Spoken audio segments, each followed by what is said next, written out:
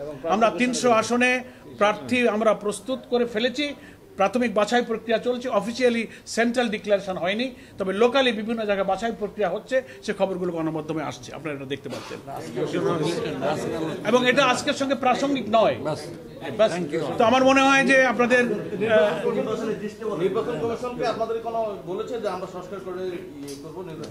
ওনারা তাদের সাথে সরকারের রাষ্ট্রের বোঝাপড়ার ব্যাপার, রাষ্ট্র এবং সরকার এই সংস্কারের দায়িত্বগুলো পালন করবেন, তারপরে নির্বাচন কমিশন তার দায়িত্ব পালন করবে। না, আর কোনো আলোচনা হয়নি। আমরা 2 ঘন্টা 10টা থেকে 12টা পর্যন্ত লং টাইম খুবই খোলামেলা ধৈর্যের সাথে আলোচনা আমরা উভয়ই করেছি। আমরা নির্বাচন কমিশনকে ধন্যবাদ জানিয়েছি। আপনারা যারা সাংবাদিক বন্ধুগণ দীর্ঘ সময় আপনারাও কিন্তু অপেক্ষা করেছেন, সে কারণে we are very much grateful to you. আপনাদেরকেও আমরা ধন্যবাদ জানাচ্ছি। এবং আমরা কেবল নির্বাচন কমিশনের সাথে সম্পর্ক সংযোগ দায়িত্ব নেওয়ার পরে প্রথম আলোচনা শুরু হলো, একটা কন্টিনিউয়াস প্রসেস, এটা এখন চলবে। আমাদের সঙ্গে যারা আছেন নির্বাচন কমিশনের সঙ্গে সংগঠন থেকে দায়িত্বপ্রাপ্ত নেতৃবৃন্দ তারা এটা যোগাযোগ অব্যাহত রাখবে ইনশাআল্লাহ। জি নো, এটা আমাদের আগেই সাংগঠনিক সিদ্ধান্ত।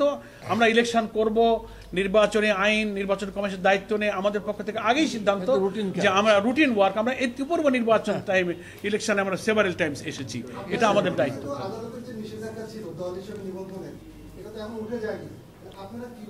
না, এই জবাব আমরা দিয়েছি। আমরা আমাদের এটা আদালতে আমাদের শুনানি চলছে, আমরা ইনশাআল্লাহ আদালতে সুবিচার পাবো, আমরা সেটা আশা করছি। নিষেধাজ্ঞাই তো দেয় না, এই কথাটা তো ঠিক নয়। না, এটা নিষেধাজ্ঞা নয়, এটা কোনো নিষেধাজ্ঞা না। প্লিজ, আপিল মামলা চলছে, 2টো রায় হয়েছে, একজন পক্ষে দিয়েছেন, 2জন ভিন্ন দিয়েছেন, এটা নিয়েই আপিল। সুতরাং একাই কোনো নিষেধাজ্ঞার বিষয় নয়। এই মামলা নিষ্পত্তি হবে আপিল বিভাগে, আপিল শুনানির মাধ্যমে। থ্যাংক ইউ, ধন্যবাদ সবাইকে। নিবন্ধন প্রয়োজনই নাই, দল হইলেই সেই ইলেকশন আগে ছিল না। বিফোর 2008 আমরা কি করেছি? আমরা ইলেকশন, আমাদের তখন নিবন্ধন আইন ছিল না। আমরা তখন বড় বড় দল বিএনপি, আওয়ামী লীগ, জামাত, আমরা ইলেকশন করি। 91-এ করেছি, 79-এ করেছি, 86, 88 বহু ইলেকশন আছে। তখন তো রেজিস্ট্রেশন আইন ছিল না। এগুলো করে মানে রাজনৈতিকভাবে দল করার, রাজনীতি করার অধিকারকে কিন্তু বিঘ্ন ঘটানো হয়েছে। এই জন্য আমাদের কনস্টিটিউশনের সাথে এই আইনটা কন্ট্রাডিক্টরি।